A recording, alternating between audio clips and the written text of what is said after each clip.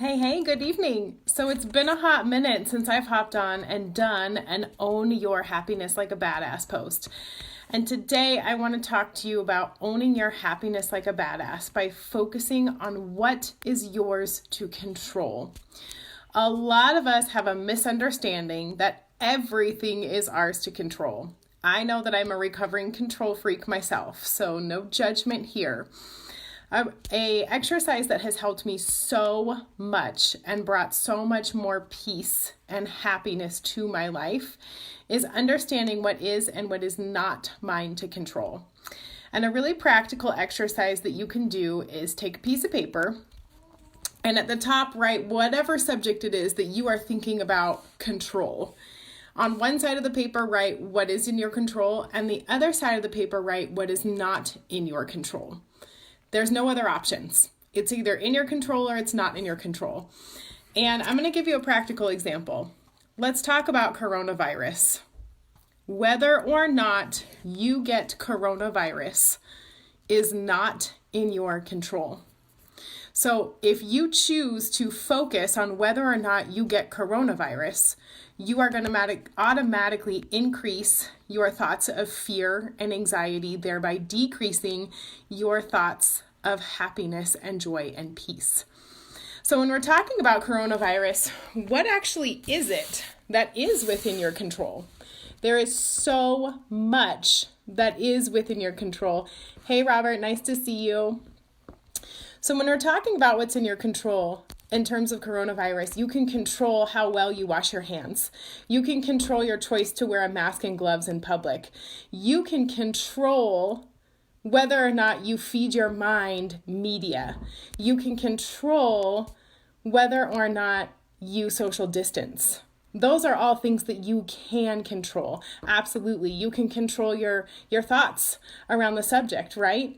But you cannot ultimately control whether or not you get coronavirus, because somebody may come into your space and cough or sneeze in your face. Somebody may bring it home on their clothes inadvertently. Somebody who doesn't know they have it may infect you and you not even know it, right? Those are not in your control. And it is shown that those who choose to focus on the things that are in their control are automatically reporting that they are much happier and much more peaceful.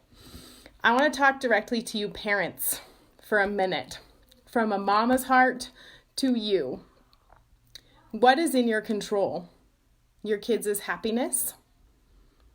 I know a lot of us parents like to think that we directly control our children's happiness, but the truth is we do not.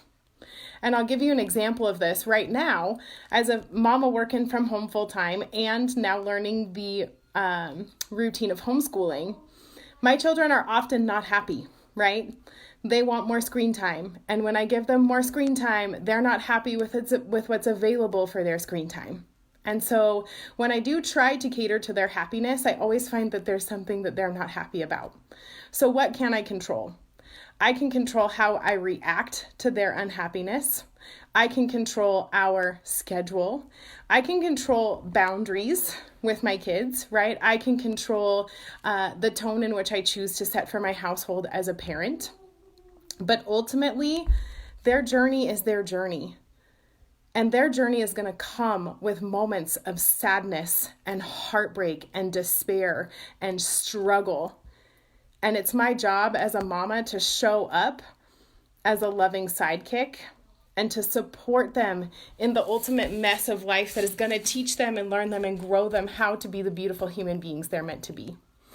So in terms of owning your happiness like a badass, my best recommendation to you is make a list of what is within your control and what is not.